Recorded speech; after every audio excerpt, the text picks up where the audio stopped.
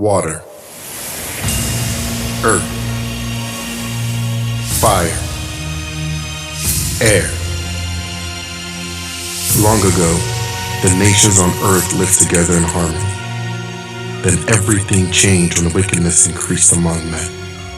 Only the Savior, Master of all, could change their hearts. But when he showed up, the world despised him. Thousands of years passed, and we are discovering the depth of his love. Our Savior, the true Airbender. Although his airbending skills are great, he has much more to offer to save everyone. In the midst of our journey, we came to understand a deeper truth. Just as the vision of the valley of dry bones in Ezekiel 37 symbolizes God's power to bring life and restoration to his people, even in the midst of despair and death, so too does the Savior. In Ezekiel's vision, the Spirit of the Lord brought him to a valley filled with dry bones, representing the hopeless and lifeless state of Israel.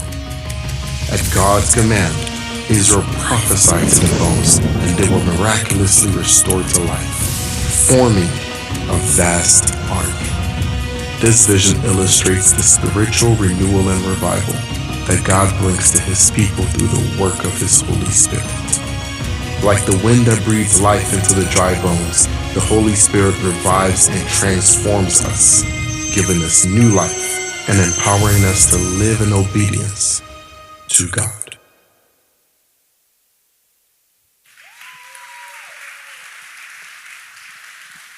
Amen. Praise the name of the Lord.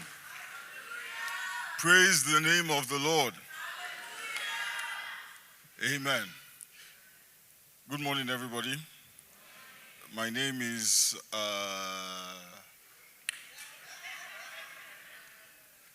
Femi Omotayo.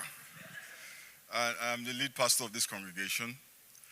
I am preaching a sermon this morning based on Avatar, the Last Airbender, movie and TV series about a boy that had the power to manipulate the elements, air, water, fire, and earth, to do anything he wanted. Amen? You know, one thing I didn't fully understand when I was a child, a lot of the stuff that we watched on TV was fiction and fairy tales. How many of us believed what we saw on TV? You guys are liars. You are lying. You are lying. We believed a lot of that stuff, amen? But the truth is that some of the fiction has its origins in truth, some hints of truth in it, and that is what we are trying to achieve in the NCH Netflix series, amen? Trying to find slivers of truth in these stories, amen? So we're looking at the story today of how about people who control the elements, yeah? So let's look at the OG Airbender, Matthew chapter 8, verse 23. Matthew 8:23, can you pull it up on the screen? We'll read through to verse 27. Then Jesus got into the boat and started across the lake with his disciples. Suddenly, a fierce storm struck the lake, with waves breaking into the boat. But Jesus was sleeping. Turn to your neighbor and say he was sleeping. Tell your neighbor, wake up. The disciples went and they woke him up, shouting, "Lord, save us. We're going to drown." And Jesus responded, "Why are you afraid? You have so little faith." Then he got up and he rebuked the wind and the waves, and suddenly there was a great calm. And the disciples were amazed. "Who is this man?" they asked. "Even the winds and the waves obey him." You know, one could say that Jesus was a type of an airbender, right? He could control the elements. Now, in these verses, we see him talking to the winds and talking to the waves. But if you go back all the way to his temptation, even the devil acknowledged that he could turn stones into bread. And if you fast forward to the book of Acts, you see tongues of fire resting on the head of his disciples at his command. Now, the interesting thing that about the power that Jesus had is that it did not disappear when he returned to the Father. Amen? Let me show you something in John chapter 14, verse 12. It says, "Very truly, I tell you, Whoever believes in me will do the works I have been doing, and they will do even greater things than these, because I am going to the Father. So Jesus commanded the waves and the wind, and he could command stones to turn into bread. He could command water to be turned into wine. He could command fire to fall even on his disciples. How do we do these things and greater works? Because that is the promise, that when I go to be with the Father, these things that I do, you will do them and greater than these. How do we do these things? Because we are supposed to. He said, whoever believes will do these things. And if we believe, then we should do these things. I don't know about you guys, but I believe. Amen? If you believe, shout hallelujah. Turn your Bibles with me to Ezekiel 37, or you can read it on the screen. I'm going to read from verse 1 to 10. It says, the hand of the Lord was on me, and he brought me out by the Spirit of the Lord and set me in the middle of a valley. It was full of bones. He led me back and forth among them, and I saw a great many bones on the floor of the valley, bones that were very dry. Turn to your neighbor and say, very dry. And then he asked me, Son of man, can these bones live? I said, Sovereign Lord, you alone know. Then he said to me, prophesy to these bones and say to them, dry bones, hear the word of the Lord. This is what the sovereign Lord says to these bones. I will make breath enter you, and you will come to life. I will attach tendons to you and make flesh come upon you and cover you with skin. I will put breath in you, and you will come to life. Then you will know that I am the Lord. I prophesied as I was commanded. And as I was prophesying, don't you say prophesying?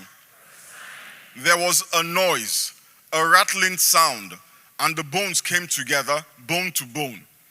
I looked, and tendons and flesh appeared on them, and skin covered them, but there was no breath in them. Then he said to me, prophesy to the breath. Prophesy, Son of man, and say to it, this is what the sovereign Lord says. Come, breath from the four winds, and breathe into this slain that they may live. So I prophesied as he commanded me, and breath entered them. They came to life, stood up on their feet, a vast army. Amen. So Ezekiel stands in a valley full of bones, human bones. And the Bible says the bones were very dry. Amen? Very dry. And for the bones to be very dry, it means they had been there for a while. They didn't just die, right? It wasn't, it wasn't like Lazarus, where his body was still decomposing. These bodies had been there long enough for all the flesh, all the tendon, all the skin to have dried out. Bible says the bones were very dry. And scripture is specific. They didn't say the bones were dry. It says the bones were very dry. And that is to indicate to us that they had been there for a very long time. Amen? And I'm sure very quickly Ezekiel figured out that these were human bones. He saw a few skulls, saw a few femurs, saw a few, what do you call this thing, clavicles. I was like, this looks like people. Amen? But the problem is, the bones were scattered all over the place. They were not arranged in an orderly fashion. How many of us have been to like a lab and seen a skeleton, right? Everything is nicely arranged. You can tell where this goes and where that goes, yeah? But this was not neatly arranged. Yeah, you had skulls and you had elbows and you had clavicles and you had femurs scattered all over the place, yeah? These were not the bones of people who had just died. These were the bones of people who had died a very long time ago. So when the Lord said to Ezekiel, can these bones live? Can these bones live?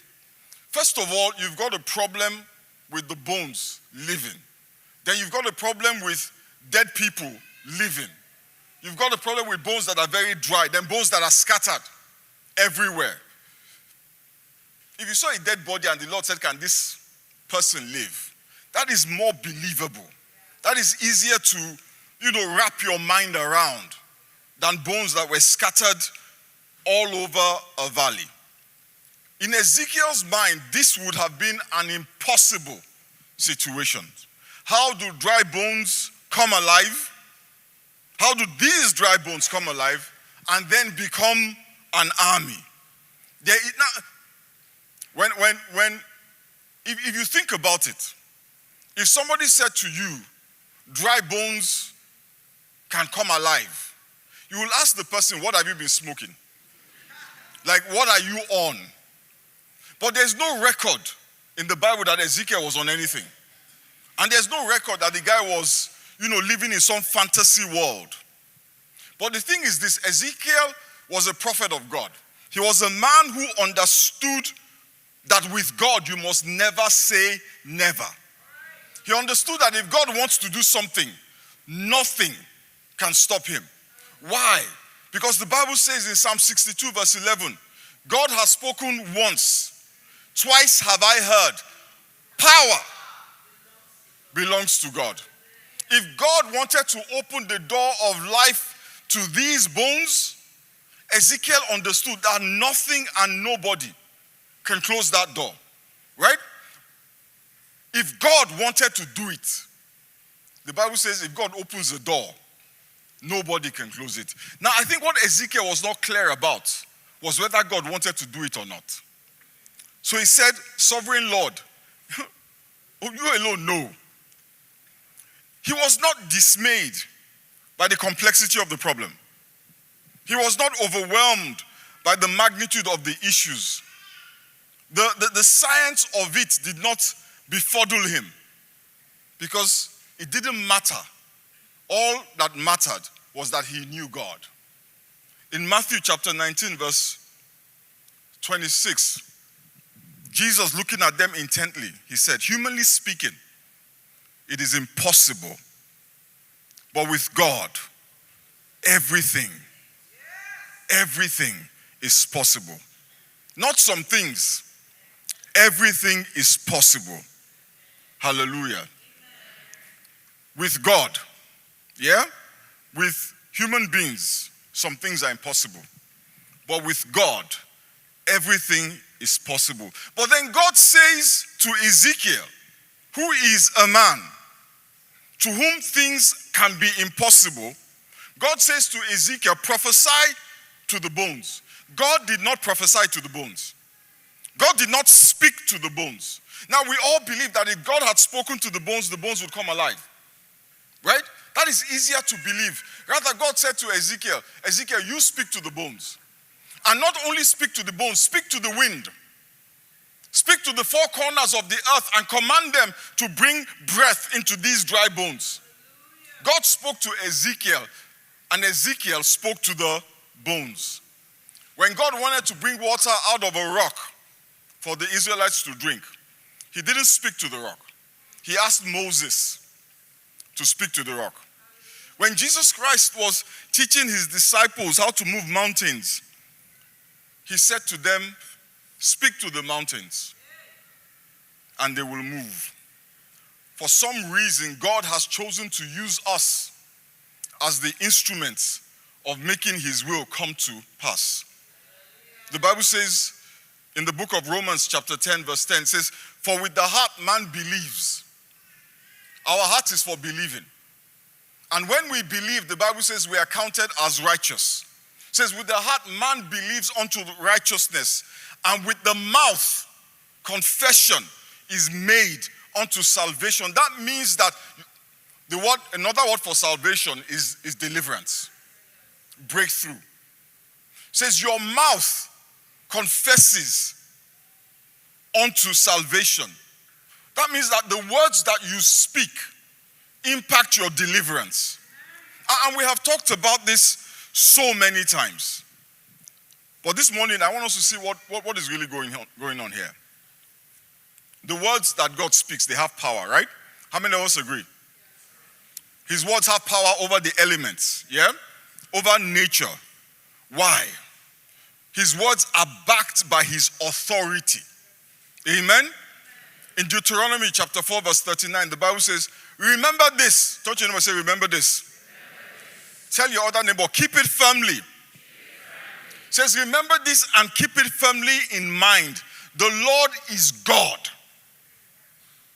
The Lord is God, both in heaven and on earth, and there is no other. The Lord is God, because he is God, he has authority. But his authority is not limited to the heavens, because he is God in both the heavens and on the earth. So he has authority in the heavens and he has authority on the earth. He created it.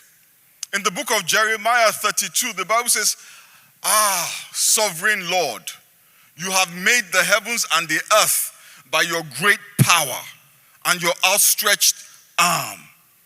Not only did he create it, he also sustains it.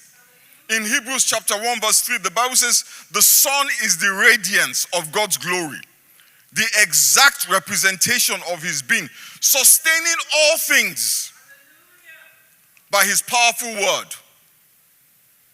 Hallelujah. So he created it, he sustains it.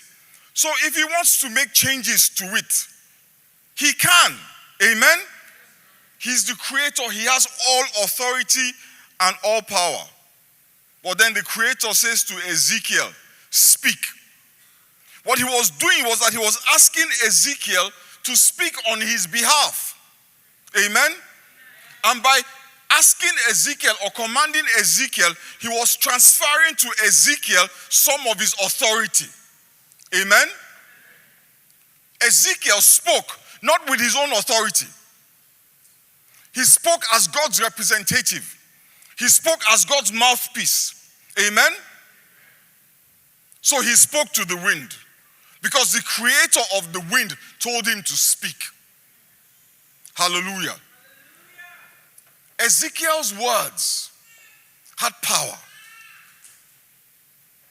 because he spoke with God's authority. Amen? And as Ezekiel spoke, the Bible says the bones, says there was a loud noise and a rattling, and the bones started to move. Listen, my guys, my brothers and sisters. What was Ezekiel thinking? There was a loud noise, a rattling, dead bones. Me personally, myself, dead bodies, dead bones, movements. I'm like, yo, I'm out. You know, I was wondering, so what was Ezekiel thinking? Dry bones are suddenly moving. You know, the Holy Spirit said to me, it doesn't matter. What he was thinking doesn't matter. The only thing that matters is what God says. And you know, sometimes we get so wrapped up in our own thoughts, our own opinions and our own perspectives. You know, so many times people will say to me, well, I know what the Bible says, but what I believe, what is the basis of your belief? I don't believe. I don't care what you believe. What matters is what God says. Amen? And we have to operate on the basis of what God says. Because sometimes we are so limited in knowledge. We don't know as much as we think we know. We have to trust the wisdom of God. Amen?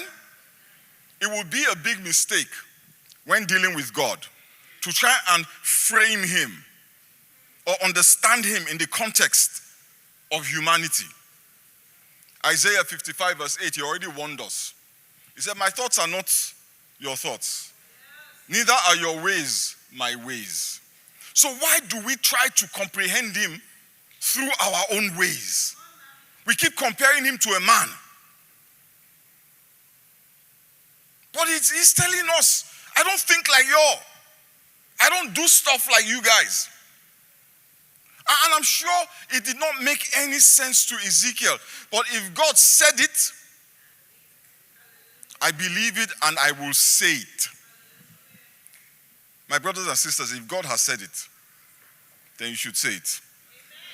Amen? Amen? The Bible says, as Ezekiel was prophesying, you know, the Bible is specific. It didn't say Ezekiel prophesied. See, as he was prophesying, he was speaking. And while he was speaking, he did not stop speaking until he started to see a manifestation of what the Lord had said. The Bible says in the book of Galatians, do not be weary in well-doing, for in due season we shall reap if we faint not. Some of us, we get tired. You know, God gives you a word and says, look, speak to this mountain. Say, mountain, move. Mountain, move now. Mountain, I command you to move in the name of Jesus. Pastor, I've tried. It's not working. We get tired. The Bible says, we shall reap if we faint not. You cannot stop until you see the bone moving to join up with bone. Some of us want somebody to say concerning us, bone of my bone, flesh of my flesh. That's a word for somebody here. You cannot stop commanding. Bone joined up with bone, tendons appeared, and then flesh appeared on top of the bones, and then skin appeared on top of the flesh. As Ezekiel was prophesying. But you know, this is just one part of the story. The whole thing started with a massive noise and a rattling sound. And after the noise and the rattling, think about a valley full of bones rattling. Think about it for a minute. That was not psh, psh, psh, psh. That was loud. That was loud. That was loud. Then, after the noise, after the rattling, then the bones moved. Then the tendons moved. Then the flesh moved. And then the skin moved. And then the breath came. You see, what Ezekiel is describing here is a process. Amen? It is a process. He didn't prophesy and the army appeared. He prophesied and there was a loud noise. And I can bet you, that's a Nigerian expression, I can bet you that when he heard the noise, fear catch up. So he was afraid.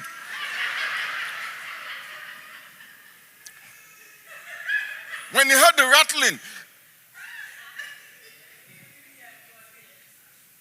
you alone in the valley with dead bodies. And there's a rattling.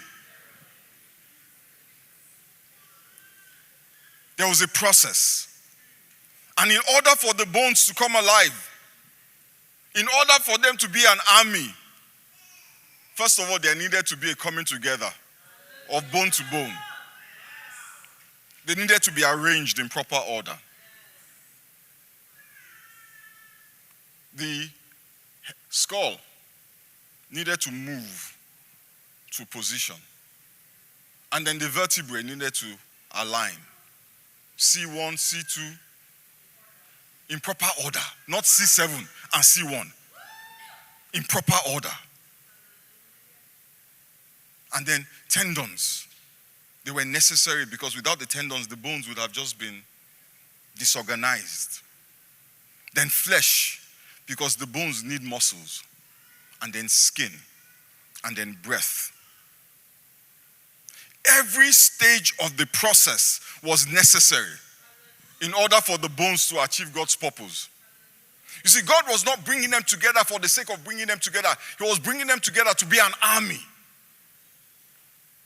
Amen?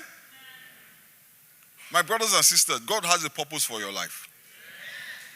And in order for that purpose to be fulfilled, sometimes there is a process. Before there is life in the bones, they have to come together. They have to be joined together. Flesh, tendons, skin. You can't put the skin first. You can't. You can't put the flesh on top of the skin or the tendons on top of the skin. No, the bones first. And many of us are going through this divine alignment.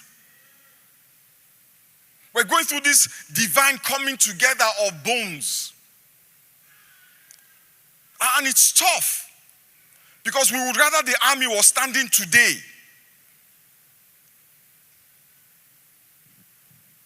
If you don't arrange it in proper order, what you will get is an ugly monster. And if there's one thing you must always remember with God, He makes all things beautiful in its time. God doesn't do ugly. God doesn't do ugly. And let me tell you something. All of us here, in different areas, we are in certain stages in that process. Even the manifestation of certain blessings is a process. Before you can be a blessing to another human being in a relationship as complex as marriage, you should go through a process. You need to go through a process. Because even marriage has purpose. Amen? I'm sure nobody here wants to be treated by a doctor who has not gone through the process.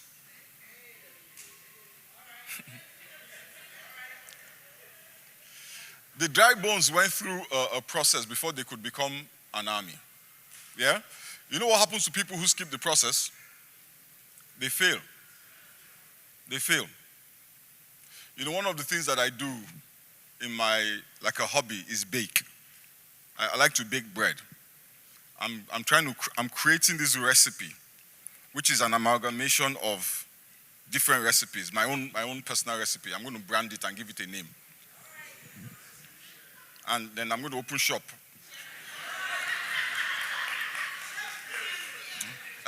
Chef PF. I'm sure God will give me a word. Hallelujah. Now, how many people here bake bread? Bread of life? Daily bread. That's the word right there. That's the word right there. That's my guy. Hallelujah.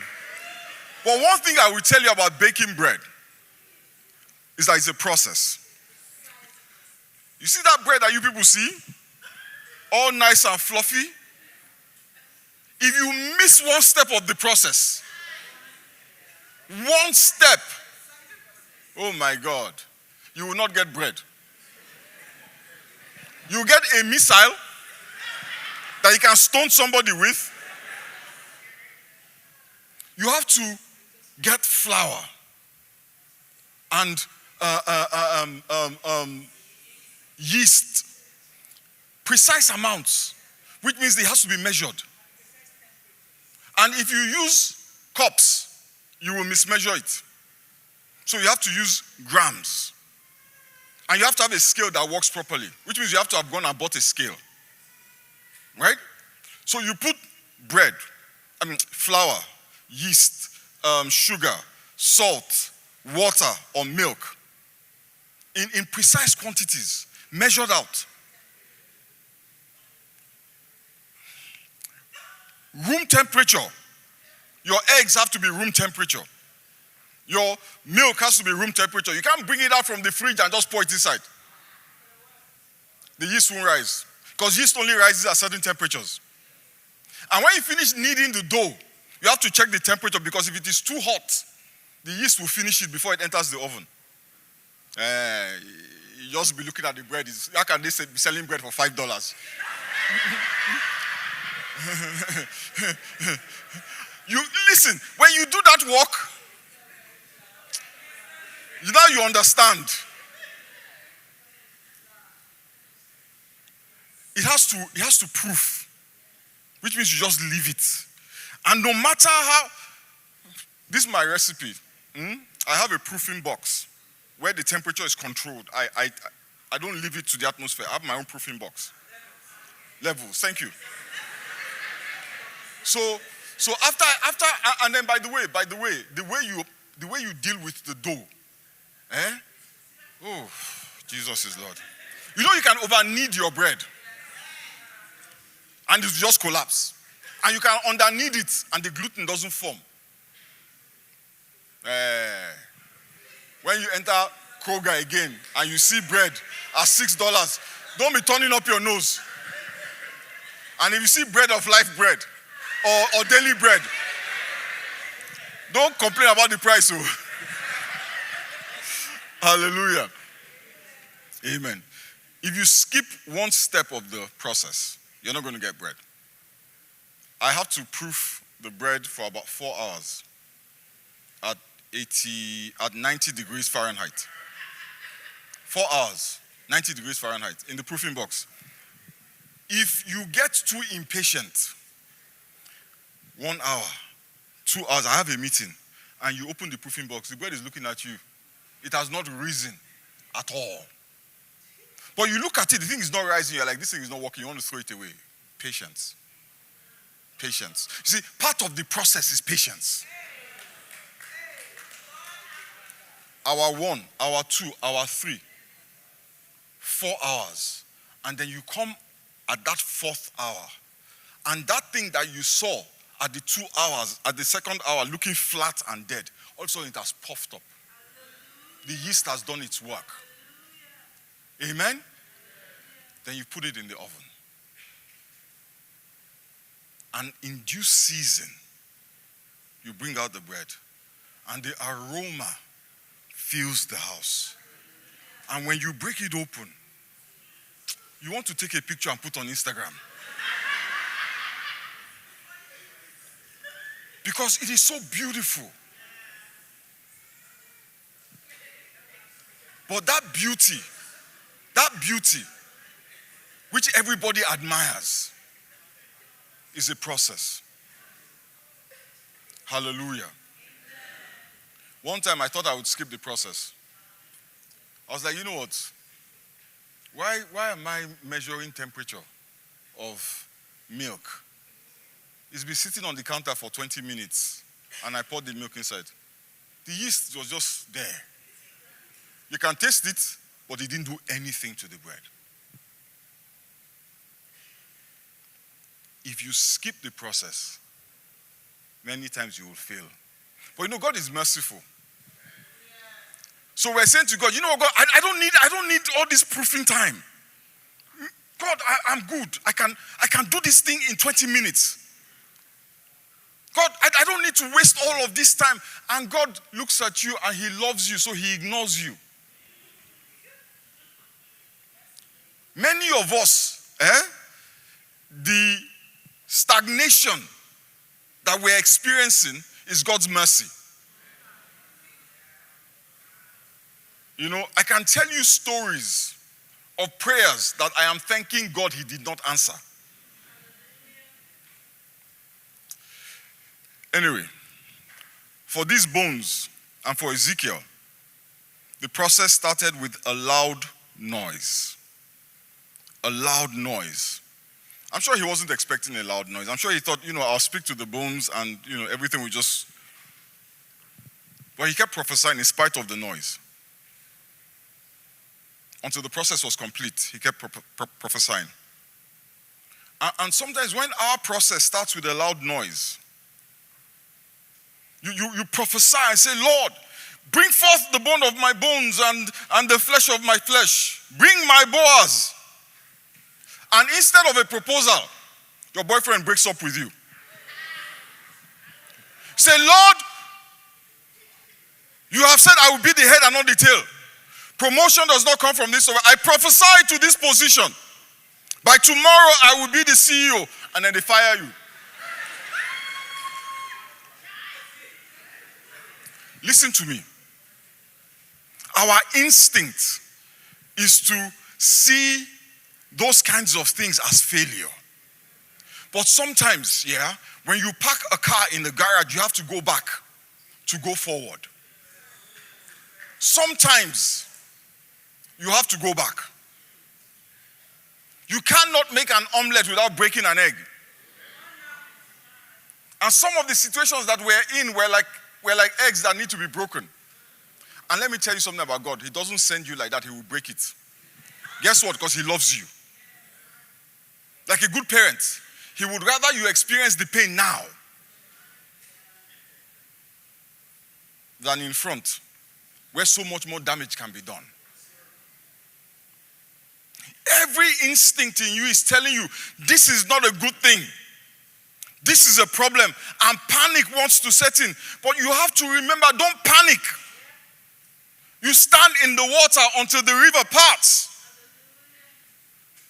When God told the Israelites to carry the ark into the Jordan, he knew the Jordan was at its highest point.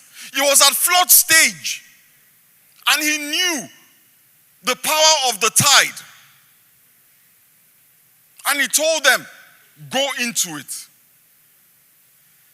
When Jesus Christ said to the disciples, get in the boat, I'll meet you on the other side, he knew there was going to be a storm. Nothing takes God by surprise. Nothing shocks him. You just have to remember what God said to you. And remind your situation. And remind Goliath. Remind the dry bones. This is the word of the Lord. Listen, when Jesus speaks, all of creation yields. Sometimes the manifestation of it is a process. Sometimes there are things going on you cannot see. When you put a seed in the ground and you come back a week later, what do you see? Many times nothing. Depending on the tree, you may not see anything for months. But if you don't know what the tree is, you will uproot the seed and say, this seed is dead. Because you cannot see what is going on underneath the surface. There's so many things going on in your life underneath the surface you're not aware of. Don't uproot the word of God that has been spoken over you. Nurture it, water it with prayer, with praise, with worship, with thanksgiving. Trusting that the word of God, listen, the Bible says God is watching over his word to perform it. I was talking to somebody a couple of days ago and I said, let me ask you a question. If the Bible says that if God speaks, it will come to pass. Yeah? If the Lord opens the door, nobody can close it. What makes you think you can close a door that the Lord has opened? What makes you think you have enough power to stop the word of God from coming to pass? If there's anything you can change that God has ordained, it wasn't God that ordained it. Even your mistakes cannot stop God. We'll talk about that another day. As I was saying, when Jesus speaks, everything yields. At the mention of his name, every knee should bow. Why? Because his words have power. Why does his words have power? Because he speaks with God's authority. In Matthew 28 verse 18, the Bible says, then Jesus came to them and he said to them, all authority in heaven and on earth has been given to me. You know what that means? He has the same authority as the Father. Amen? It was given to him by the Father. But just as the Father delegates that authority to Jesus, what does Jesus do? He delegates that authority to his disciples. In Luke chapter 10, verse 19, from verses 19 to 20, it says, I have given you authority. Turn to your neighbor and say, I have authority. To trample on snakes and scorpions and to overcome all the power of the enemy, and nothing will harm you. However, do not rejoice that the Spirit submits to you. Spirits, they submit to you. But rejoice that your names are written in heaven. It's like, it's not a big deal. The Spirit submits to you. It's not a big deal. What is more important is that your names are written in heaven, but the Spirit submits to you. So those of us who are so afraid of the spirits, you see your shadow, you start binding it. What do you believe? Now let me tell you something. Jesus Christ never took that authority back from them. That authority didn't expire. There was no expiration date. He didn't say, I'm giving you this authority for 5 years. There was no expiration date. Let me tell you something. One of the most profound truths of accepting the gifts that God offers us in the death of Christ is that we become a part of him. Galatians chapter 3 verse 2. For all of you who were baptized into Christ have clothed yourselves with Christ. You are baptized into Christ. We are placed in him. Listen, we're not a part of a movement. Amen? We're not a part of an organization. We are the cells of his body. We are the cells of his body. We are in him. We're a part of him. And if you are in him, if you're a part of his body, if you cannot be separated from him, if there is no distinction that can be made between you and him, and let me tell you something, God does not make that distinction. That's why he says, even now, we are in Christ, seated in heavenly places. Guess what you partake of? Not just his life, but his authority. Because you are in him. You have the Father's authority. Not because you wish it, not because you are good, and not because you fasted and prayed, and not because you have a title. You have the Father's authority because you believe in Jesus. And you have been baptized into him. Now the difference between many of us is that Jesus never wielded the authority for his own selfish reasons or comfort. He never used the authority given to him to buy a house. He never used the authority given to him to punish his mother-in-law. He never used the authority given to him to take someone else's job.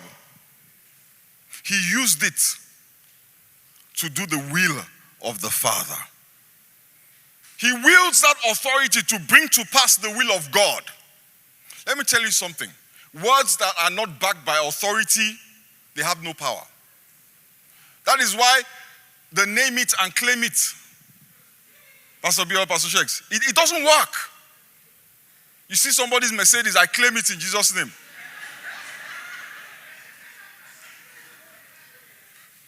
Say, see that big house?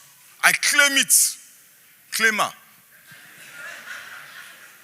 What works when you claim that which God has said is yours? Yeah. Then you will see it manifest. Jesus Christ told Philip in John chapter 14 verse 13, I will do whatever you ask in my name, so that the Father may be glorified in the Son.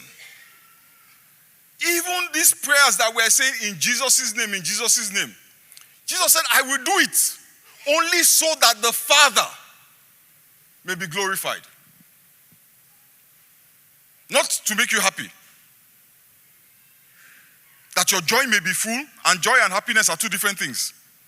Joy comes from knowing that the will of God is being done. For the Father's glory. How many people here care about the Father's glory? The Bible says David was a man after God's heart. He cared about the things of God. How many of us can say with confidence that we really care about the things of God? You know, Pastor Tosin sent me an Instagram clip of somebody talking about how you have to desire God. That you should desire God. And I told her that was a bit of a problem, you see, because sometimes we can't choose what we desire. Desire sometimes just comes. And many of us don't desire God. What we desire is what God can do. So we tolerate God because he's a means to an end. You know what? I want that car. And if God is the way to get that car, then I will do God. But once I get the car, adios.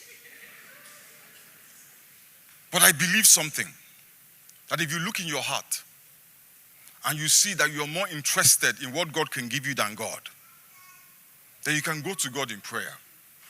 You can say, Lord, I want to desire you. I want to hunger and thirst for you. I want to yearn for you. I want to be able to say like David, as the deer pants for the water, so my soul longs for you. Many of us, the truth, our soul is longing for something and it is not God. We're panting for something and it is not God.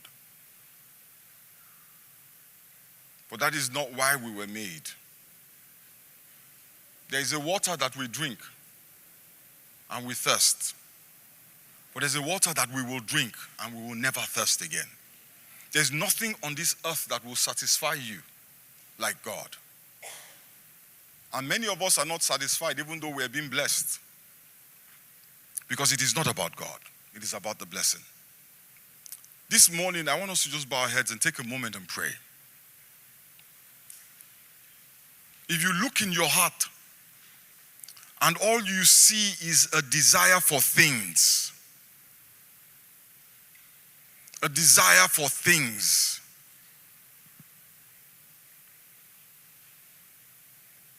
and God, in all honesty, is a means to an end, not the end.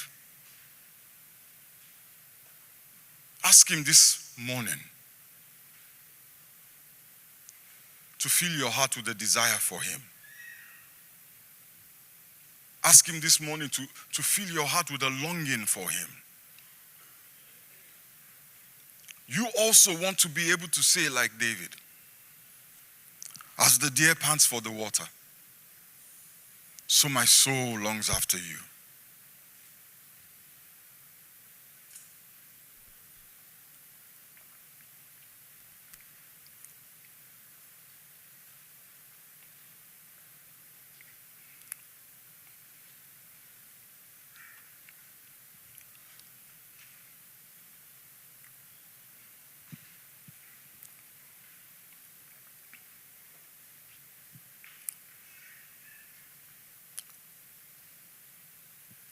This morning, if you've never been baptized into Christ, and that simply means that you have not accepted the gift that God offers us through the death of his son Jesus, the gift of salvation, the gift of deliverance, the gift of having all your sins washed away, this is the time to do so. And we do that simply by saying a prayer of acceptance. There's an offer letter in front of you. God is offering you Jesus. He's offering you salvation. He's offering you deliverance. He's offering you eternal life. And even more importantly, he's offering you a relationship with himself.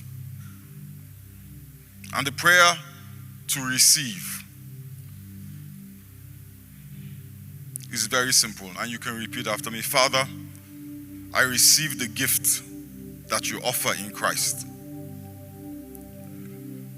I accept that my sins were paid for on the cross of Calvary.